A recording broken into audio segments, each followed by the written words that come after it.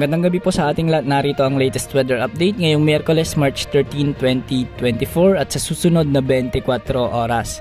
Easterlies o ang mainit na hangin mula sa dagat Pasipiko pa rin ang dominanting weather system sa bansa ngayon at posible itong magdulot ng mga kalat-kalat na pag-ambon o kaya pag-ulan sa eastern section ng ating kapuluan. Ngayong gabi, posible pa rin ang mga pag-ulan sa may Bicol Region, General Santos, Cagayan Valley, Aurora, Quezon Province, Zamboanga del Sur, at Surigao provinces.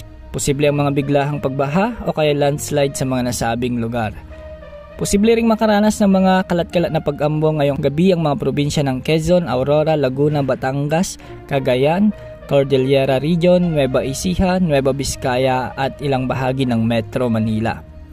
Samantala sa natitirang bahagi ng Metro Manila at natitirang bahagi ng Luzon ay posibleng makaranas din ng bahagyang maulap hanggang sa maulap na papawirin na may mga pulo-pulong mahinang pag-ulan. Sa natitirang bahagi naman ng ating bansa magiging maulap hanggang sa maulap ang panahon na may mga pulo-pulong pag-ulan, pagkidlat pagkulog dahil pa rin sa easterlies o ang mainit na hangin mula sa karagatang Pasipiko. Ngayong araw na itala ang 40 degrees Celsius bilang pinakamataas na heat index sa may Iloilo City. Samantalang 39 degrees Celsius naman sa may Cotabato City, Giwan Eastern Samar, Tacloban City, Camarines Sur at Masbate. Bukas ay ang mainit na panahon ang asahan sa malaking bahagi ng bansa dahil pa rin sa easterlies. Magiging maulap na may mga kalat-kalat na pag-ulan naman sa ilang bahagi ng Eastern Luzon dahil pa rin sa umiiral na easterlies sa ating bansa. Base naman sa satellite images, wala tayong namomonitor na anumang sama ng panahon gaya ng LPA o bagyo na maaaring pumasok sa ating Philippine Area of Responsibility sa mga susunod na araw.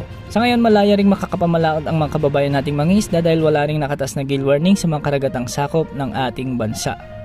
Yan ang latest update sa lagay ng ating panahon, maging handa sa lahat ng oras dahil minuto ay nagbabago ang panahon. Ito po ang weather update ng bayan, maasahan, anumang panahon.